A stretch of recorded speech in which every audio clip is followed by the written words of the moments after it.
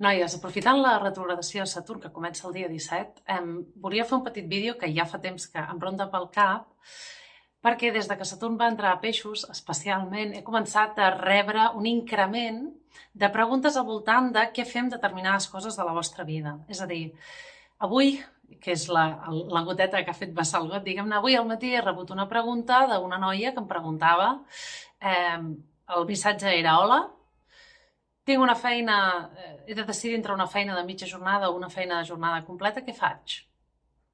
Aquesta era la pregunta, ¿vale?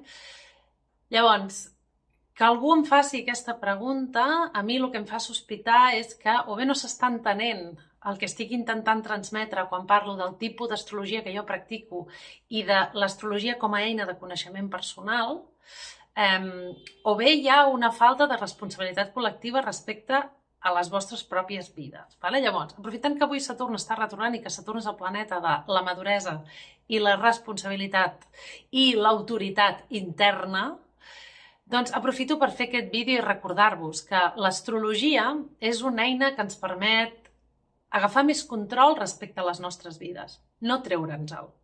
I treure'ns-el seria cedir la responsabilitat i l'autoritat de decidir sobre les nostres vides a algú altre. Per exemple, a l'astròloga.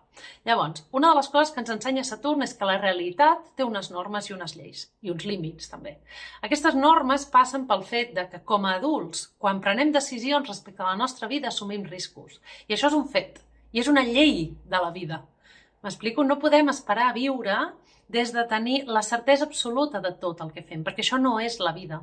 En la vida hi ha sempre una dimensió de misteri i de risc que apareix en el moment en què naixem. Des del moment en què naixem podem morir. Des del moment en què naixem estem oberts i sotmesos a dolor, a tota una sèrie de contextos que ens fan aquesta existència una mica més complexa i més pesada. Que la nostra inèrcia natural sigui estalviar-nos tot això, està bé des del sentit de que d'alguna manera intentem protegir-nos, però és completament naïf quan no registrem que hi ha una part d'això que és la vida. Llavors, la vida és prendre decisions i fer-se responsable de les decisions que prenem, fins i tot si l'hem cagat. Assumir el risc de cagar-la, assumir el risc de prendre una mala decisió. Això és créixer, és madurar i és fer-se adult. Llavors, l'astrologia no és una eina per dir-te què has de fer i, per tant, escaquejar-te de la responsabilitat de prendre decisions sobre la teva vida. Per això no serveix l'astrologia. I si aquest és el tipus d'astrologia que vosaltres esteu buscant, jo no sóc la vostra astròloga. Hi ha altres astròlegs que fan astrologia predictiva i que, per tant, estaran disposats a contestar aquestes preguntes. No entro en si això és o no és veraç, ni entro aquí. Però si aquesta és l'astrologia que voleu, jo no sóc la vostra astròloga. Llavors, aprofitant que ara Saturn està retrogradant a Peixos, implica això a nivell col·lectiu que tenim una oportunitat per generar autoritat i estructura interna en un espai d'incertesa. Ara estem en un moment en què ja està havent molts canvis, estem en el moment postpandèmic, llavors dins d'aquest espai de tants canvis és molt important que trobem algun tipus d'estructura interna sòlida i tranquil·litat i autoritat interna que ens permeti confiar que tot anirà bé. Saturn a Peixos ens dona aquesta capacitat i ens dona l'oportunitat de fer això que us acabo de dir ara.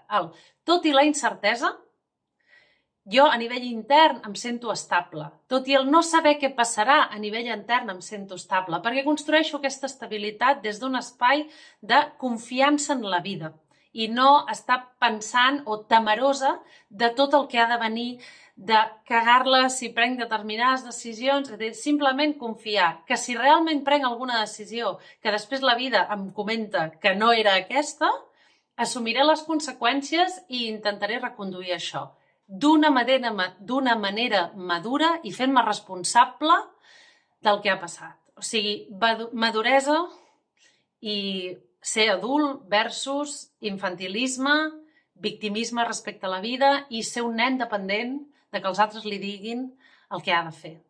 Llavors, sisplau, entre la Lluna i Saturn, ara que Saturn està retrogradant, intentem agafar més consciència sobre Saturn, sisplau. Vinga, guapes, us desitjo que passeu un bon cap de setmana.